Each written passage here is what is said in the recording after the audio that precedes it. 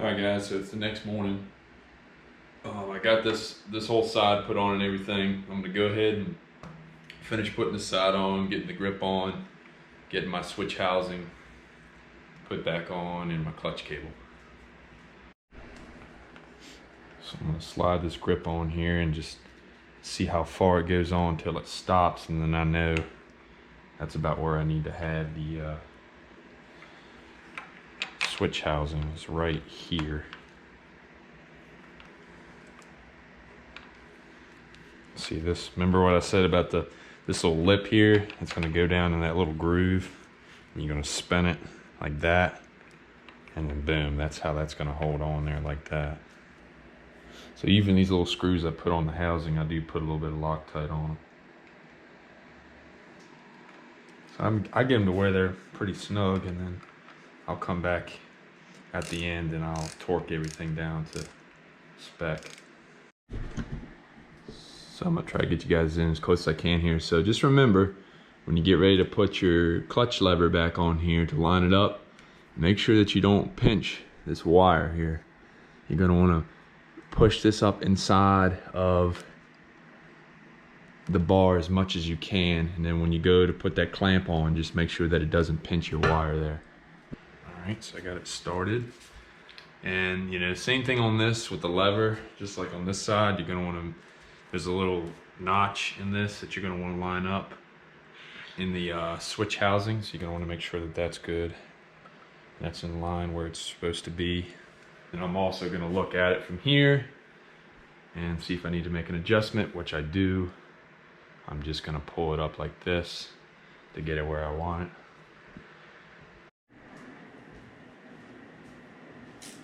All right, guys, if you don't have one of these, this is an inch-pounds torque wrench. If you don't have one of these, you're gonna wanna get you one. So we're gonna go ahead and torque down the switch housing screws, which are to be 35 to 45 inch-pounds for these. There you go. See that? It's 40 inch-pounds. All right, it's 40 inch-pounds. And then the same thing right here. All right, there's 40 on that one. 40 on that one. So I did 40. I did somewhere in between 35 and 45. All right, now I'm gonna take my bigger one and I'm gonna go ahead and torque these clamps down. These are to be clamped somewhere between 108 and 132 inch-pounds. All right, got those. That one. There we go. So the clamps are torqued down, housing screws are torqued down to spec, so all that's good to go. And I already went ahead and I just tightened these down as, you know, tight as I could get them, since we don't really have a torque spec on these. So I just put a little Loctite on these screws and got this clamped down good. So all this is good, and then I'm going to show you guys how to get your throttle and idler cables adjusted back properly. All right, so now I'm going to walk you guys through adjusting these cables back to the correct tension and all that stuff. So as I've explained before, this front cable is your throttle cable and this back one is your idler cable, or it's also known as like the return cable as well. All right, so the first thing we're gonna do is we're gonna adjust your throttle cable first. You'll see when I twist this to the left, watch the hand grip. I don't know if you guys can see that, but you see the hand grip rolling forward a little bit. So when you're doing that, see how you'll feel the resistance. And if you look under here, this right here, this piece, this is what controls on your throttle body, that butterfly valve that's in there, okay? And that's what your cables are hooked up to. So right now I've got that thing where it's so tight, and see how it's not quite butting up against that screw right there? So how I adjust that is I'm gonna take this and I'm gonna turn righty-tighty towards the grip. I don't know if you saw that grip kind of pop back a little bit. And now you will see that this is now, see how it has some resistance? It comes back and it slings back and hits that right there. So you're gonna wanna adjust that throttle cable until you can turn your grip all the way back, and you should see that butterfly valve should be all the way open. Once you've done that, your throttle cable is good to go. All right, and now we're going to make the adjustment on your idler cable. So when you're making your adjustment to your idler cable, you're going to want about, if you were to move this around a little bit, you want about an 1/8 inch of play, okay? So I'm going to turn it to the right a little bit to shorten it. And see how it has a little bit of play? You want about an 1/8 inch of play. And once you have about 1/8 inch of play, you've now made your proper adjustment of the cables. And also, you should be able to hear that click, and that's the sound of that on the throttle body of that returning back to the idle position. See that? And that's how you make your proper adjustment. Now, one other thing you're going to want to do, and I'll show you here in a second, is you're going to want to get on the bike and you're going to want to turn the handlebar to full lock to the right and turn it to full lock to the left. And when you turn it to full lock, you're going to do the same thing like this. And you're probably going to have to make some further adjustments. All right, so I'm going to get on the bike here. And basically what I'm going to do is I'm going to put the bike in a straight position. I'm going to pull the throttle all the way back and let it release. I turn it a quarter of the way, turn all the way to the left. All right, we're good there. Good there. Turn all the way to the right. And we're still good. Sometimes if you turn it all the way to the right and it might kind of not fling back all the way, you just need to mess with your return cable line and try to adjust it until it goes back to position, and then you know that your throttle has been properly adjusted. Then obviously once you've made your adjustments and you're all good to go, you're going to take these jam nuts and lock these back into place. All right guys, so we're going to go ahead and put the plugs back on the pins. One thing you want to remember when you go to do this, make sure that you put these on in the correct order. Like, I mean, put your black piece on, the cap on first, then put your gasket on, then put your plug back on. Because let me tell you guys, I have forgotten to do that before and put this on first before I put these on. Then I had to pop all these pins back out of this piece. So make sure you do it in this order. Cover piece, gasket, and then the plug. And also, you also want to make sure that the orientation of the plug is in the correct position as well. Okay?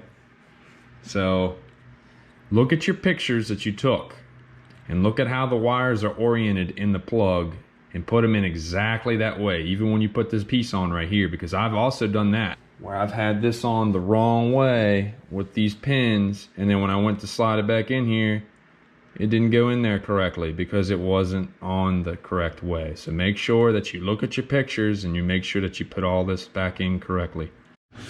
All right, so I've got my connector on here, and see how this is all going to line up correctly. Got this on here, so now I'm going to go ahead and start putting the pins in. Just like that. Once you have that all in, you're going to want to take your needle nose and you're just going to push this back down, and that'll lock all those pins in place. And then what I do is just kind of slightly, don't plug it in all the way, but then just make sure everything matches up. So now we can go ahead, get our gasket back down in there. Slide your piece in here and click this in. Just like that, and boom, plugs back together. All right, so I'm gonna do the same thing with this one. And yeah, then that'll be all back together. So a couple things I wanted to show you guys before I start plugging everything back in, putting my tank back on and everything. So, you know, this stuff's pretty straightforward, guys. I don't really see it necessary to go through every little detailed step, but obviously if you've got all your plugs and connections right for your wiring for your switches, it's just gonna be a matter of plugging all this back in. And for me, I've got a little bit longer wire than probably necessary now, and I'm just gonna have to find a way to wrap it all up and tuck it in there, and just getting this piece, you know, tucked back up in there and getting all that wiring tucked behind it, getting the tank put back on, of course hooking the wiring up for your fuel pump, plugging your fuel line back in. So I'm just gonna try to get you guys in here real quick on kind of how I'm doing this. But basically, I got my wiring for both my switch housing. I feed it up under this bracket piece that holds the coil. And then from here, like I said, I got all this extra slack, so it's just gonna be a matter of kind of just getting it all tucked up in here.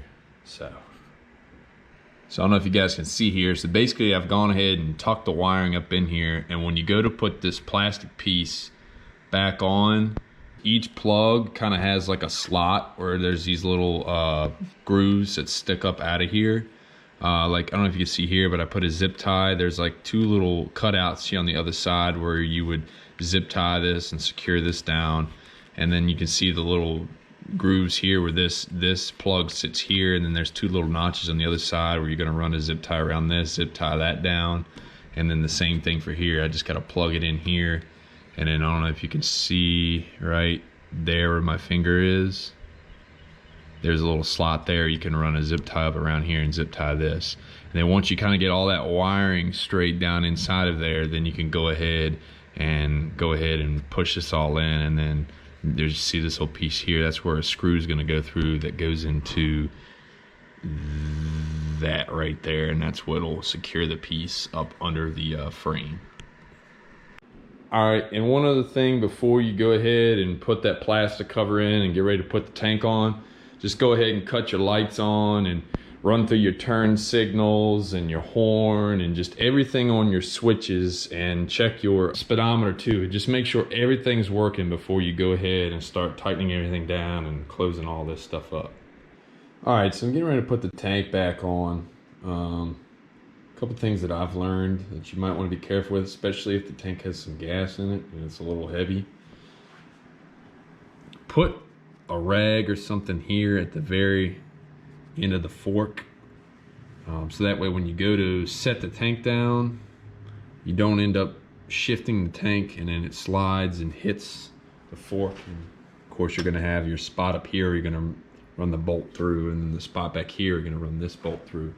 When you get ready to set the tank down, try to get it as lined up as you can as you ease it down and set it down and get everything lined up, because I've run into situations where I've gotten like the back lined up, but it wasn't quite lined up, or I was off a hair and needed to shift it a little bit in the front to get these to line up, and I've shifted the tank and it went whoop, and it hit the front fork, and it actually, I'll show you here, I actually put a small little, I don't know if you can see that, there's a small little dent on the front. Learn from me, guys. Just be careful when you do this.